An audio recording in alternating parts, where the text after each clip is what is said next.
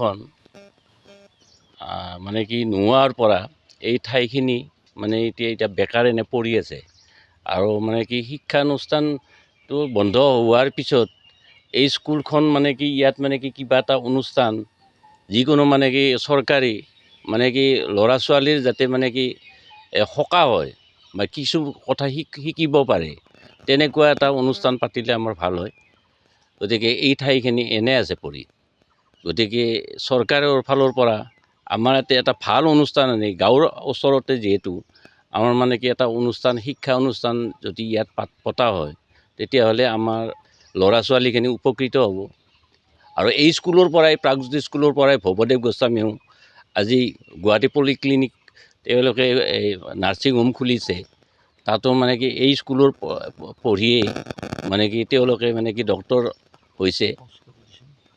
আচলতে বাধ্যতামূলক হ'ব লাগে। আমি অসমীয়া বুলি কৈ থাকোঁ, অসমীয়া ভাষাটো যাতে ল'ৰা ছোৱালীয়ে ভাল ধৰণে ক'ব পাৰে। প্ৰাথমিক শিক্ষাৰ পৰাইতো মানে কি অসমীয়া ভাষাটো মানে কি প্ৰথমতে লৈ লয়। গতিকে প্ৰাথমিক শিক্ষাটো মানে কি বাধ্যতামূলক হ'ব লাগে আৰু চৰকাৰে এই বিষয় বিবেচনা কৰিব লাগে। আমাৰ প্ৰাথমিক শিক্ষাটো মানে কি এতিয়া LP স্কুলবিলাক নোহোৱাই হৈ গৈছে, বন্ধ হৈয়ে গৈছে। হাইস্কুল কিছুমানত ধৰক ল'ৰা ছোৱালী নাই, তাত সেইটো দিছে, সেইটো স্কুল বন্ধ কৰি দিছে, বেলেগত লৈ গৈছে, সেইটো বেলেগ কথা। কিন্তু প্ৰাথমিক বিদ্যালয়বিলাক বন্ধ হ'ব নালাগে, এইটো থাকিব লাগে। এইখিনিয়ে ক'ব লগা মোৰ। अन्नपूर्णा काव घी देश के हर एक खाने को लजीज बनाता है।